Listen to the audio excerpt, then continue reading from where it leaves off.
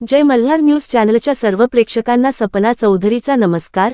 राज्याच्या शैक्षणिक वर्ष 16 जूनपासून होत असल्याने नंदुरबारच्या तलाठी कार्यालयात दाखले काढण्यासाठी पालक आणि विद्यार्थ्यांची मोठी गर्दी। शैक्षणिक कामकाजासोबतच कामगार कल्याण विभागाच्या वतीने वाटप करण्यात येणाऱ्या भांड्यात संचसाठी देखील दाखल्यांची गरज लागत आहे। विविध प्रकारचे दाखले घेण्यासाठी नंदुरबार येथील तलाठी कार्यालयात पालक आणि विद्यार्थ्यांची मोठी गर्दी होत असल्याचे चित्र सध्या दिसत आहे। राज्यातील विद्यार्थ्यांचे शैक्षणिक वर्ष 16 जूनपासून सुरू होत आहे।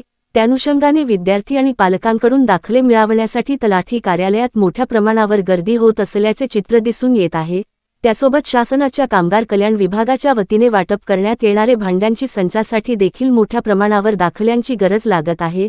त्यामुळे नंदुरबार शहरातील तलाठी कार्यालयात पालक विद्यार्थी यांची मोठी गर्दी होताना दिसून येत आहे। नुकताच 10वी आणि 12वीचे निकाल लागले आहेत। त्यामुळे प्रवेश घेण्यासाठी उत्पन्न जातीचे प्रमाणपत्र, जात पडताळणी प्रमाणपत्र, डोमोसाईल यासह इतर दाखल्यांची गरज लागत आहे।